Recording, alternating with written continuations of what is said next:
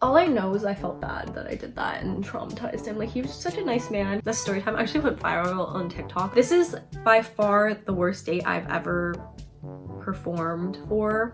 That was nice. I will not be eating a dirty little mussel again and swallowing that bad boy. So I will be spitting, unfortunately, ladies and men. I will be spitting. Make sure you like, comment, and subscribe.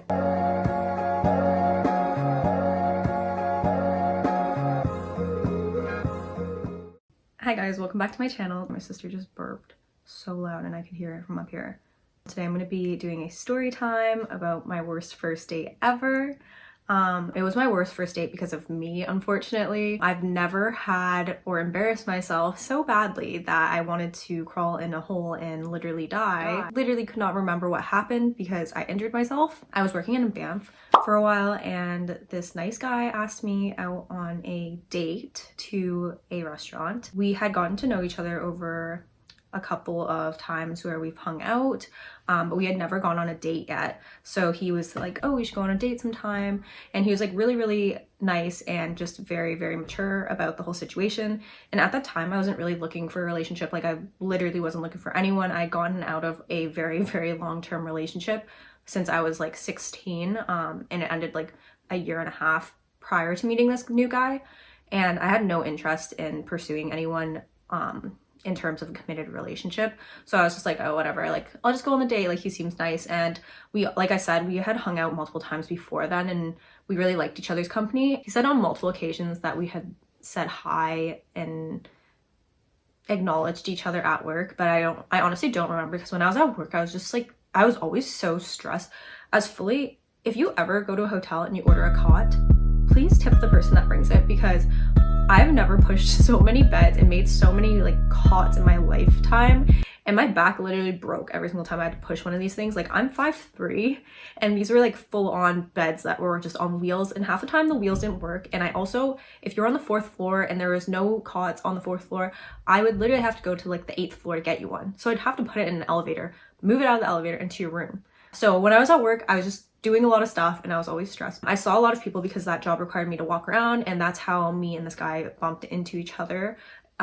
We met at the elevators. He talked to me about his Canada Day plans and asked me if I had any. Unfortunately, I was working on Canada Day, so I could not do anything until that night. So we talked, and then eventually we started hanging out, and then he asked me to go on a date. We both shared a passion to eat, and the first things we talked about was things we like to eat. Like, even when we were just getting to know each other, we talked about what we like to eat, if we'd had eaten at any of the restaurants in town and if any of them were good. I had been there the previous summer, but I didn't really ever eat out in town because we had a staff canteen, and I tried to eat all my meals there to save money because I was making the most money out there. The first initial date, we went to Block, which is a tapas style restaurant, and it's really small. There's only like 3 or 4 tables inside the restaurant. I like all food, and like the food there was phenomenal. And I'm not trying to like bring them any shade. There aren't any reservations because of how small it is, so it's kind of a first come first served basis. So we get there, the hostess tells us that there's no seating at the moment, so we'd have to come back. So we leave our phone number, and that's fine. Let's get drinks. So we went to a patio. So we went to the Rose and Crown and sat on the patio, and it's so nice up there. You get such a good view, like probably one of the best patios in Banff.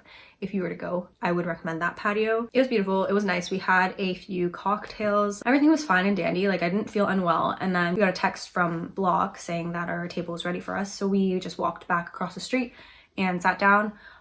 We both enjoyed sharing our meals. We both enjoy tapas or family style meals rather than each of us getting an individual dish. If we do go to restaurants that have individual dishes, even now we just share, like, we'll just interchange plates because we're both not picky eaters and we like to try as much as we can at the restaurant.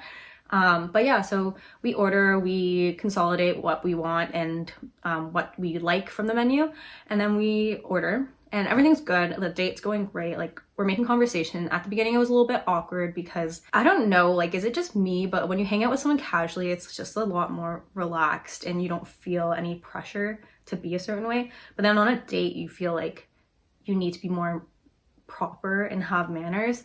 I don't know, because before then, even when we would hang out casually, I would not even wear makeup. Like, I'd literally just wear sweatpants. It didn't matter. But then on the day, I like obviously did all my makeup and like looked good and like dressed not in my Patagonia and sweatpants. So yeah, we were at the restaurant, we were having such a good time, and we were just talking about life, like blah blah, all this stuff.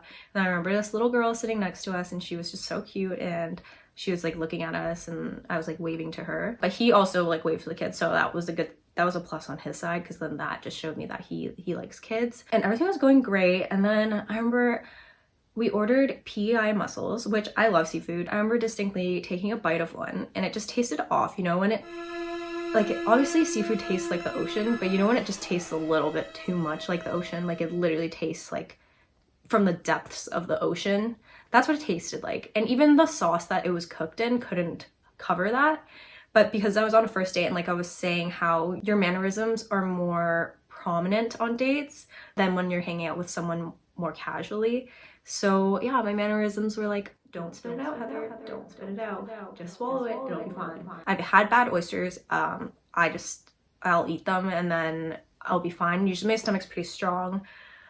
Usually pretty strong. And I didn't feel ill. And then, so we continued our date. We had a mutual friend who was at another bar in town, and he was playing some music there. So he asked us if we wanted to join them and a few other friends.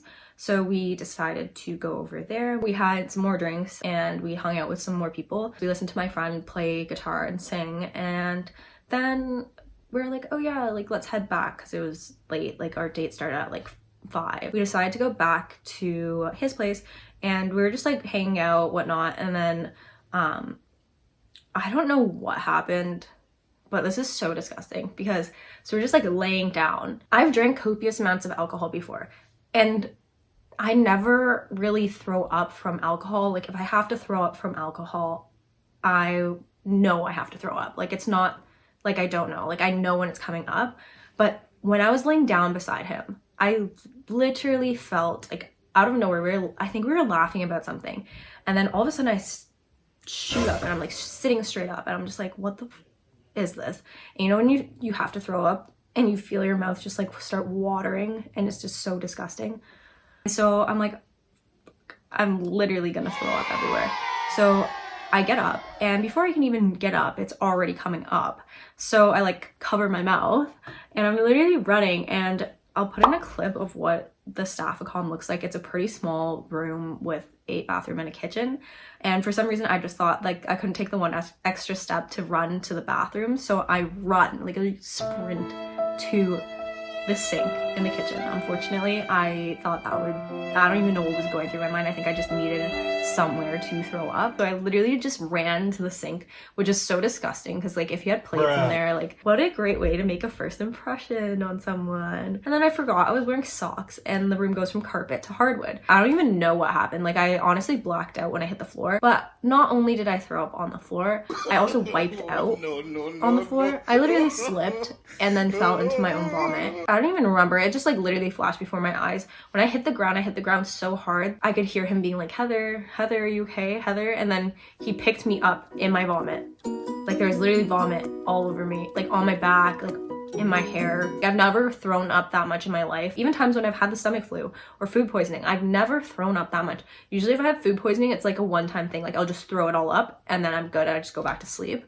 But like that was so traumatic. And he thinks it's because I drank alcohol, but like I know my body, and my body doesn't react that way when I just drink alcohol. And then he came over and then had to like lift me up, brought me to the bathroom, where I proceeded to vomit more. It was just like not a good time. I fell so hard that I blacked out, so I just don't remember. And so I threw up more, and then I remember him like cleaning me up, because obviously I'm in his room and he probably doesn't want his room to smell like vomit. So he like literally cleaned up his whole room, and then he put me like on the couch to sleep. He was so nice. He literally like helped me onto the couch, and then he gave me both his pillows on his bed and his comforter, and then let me sleep there by myself. I think I woke up at 3 a.m. or something, and I had a broken nail, and my head hurt, and my elbow hurt, and my knee hurt really badly. I felt like I'd gotten beaten up. I woke up and I was like, where, like I was confused where I was. I don't want this story to come across as like him being creepy or like predatory towards me, because if anything it was like completely the opposite. I know what caused me to get sick. 3 a.m. I woke up, my body just ached so bad and I couldn't even remember what really happened. I knew I smelled like vomit and I knew I was on someone's couch.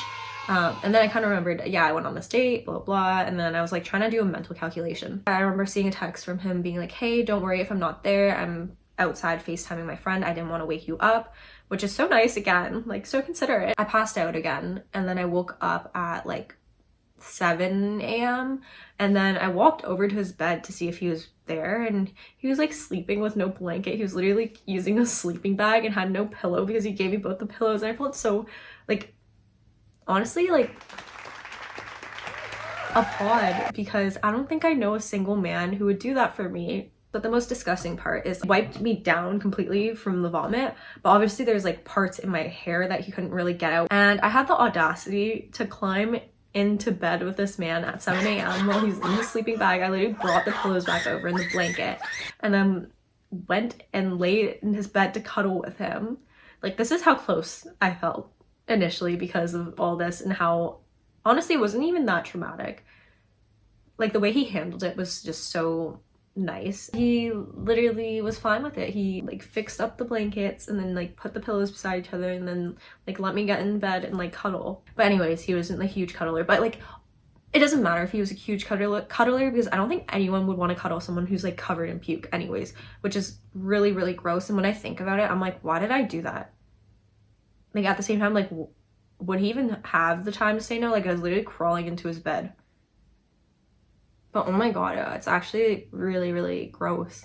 And then we woke up later in the day and he was so nice. He was like, don't worry, like I won't tell anyone about it. Like, I know this is like probably really embarrassing. He had cleaned up the whole room while I was like dying during the night, and because he didn't want his room to smell like puke. And he also had a roommate who wasn't there that weekend. And when we woke up, he like walked me to the door. He literally did not tell a single soul. And even till now, like this has been over a year that we've gone on this date, he still hasn't told anyone about the story. Like, he doesn't even like laugh about it, probably because he's like traumatized. He's probably more traumatized than I am. In the morning, I literally went to go put on my shoes, and then I remembered how I fell like beside the shoes, and I was like, oh, maybe there's vomit in my shoe. So I like checked, like I literally like opened my shoe and like looked inside and checked.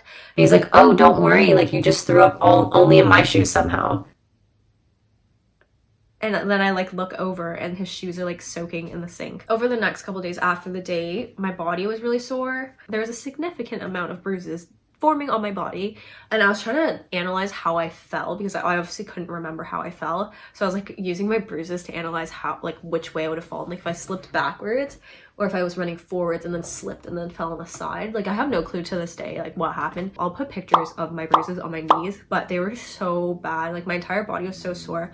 I'm pretty sure when I fell I also elbowed myself in the ribs. So I think for a little while I would go on hikes still. But I remember the first hike I went on after I had fallen, I was having a little bit of difficulty breathing, so I couldn't take in deep breaths without it burning. I don't really know what else to say other than the fact that I'm low-key sorry. Like, I'm not even low-key, like I'm high-key sorry. Do you guys like my nails? They're like a happy face and a sad face. Do do do. You know what they say, like, if you can't handle me at my worst, you can't handle me at my best. And he certainly could handle me at my worst, so there I was. That was nice. I will not be eating a dirty little mussel again and swallowing that bad boy. So I will be spitting, unfortunately, ladies and men. I will be spitting. Thank you so much for listening to my traumatic date. I am an embarrassment. I hate myself. I've gotten over that. I've accepted that. It's been a part of me. It was part of my character development. Thank you so much for watching. Make sure you like, comment, and subscribe. Leave a comment about your worst first date. I'd like to hear about other bad dates so I feel a little bit better about myself. Thank you guys so much for watching. I hope you guys like this story time.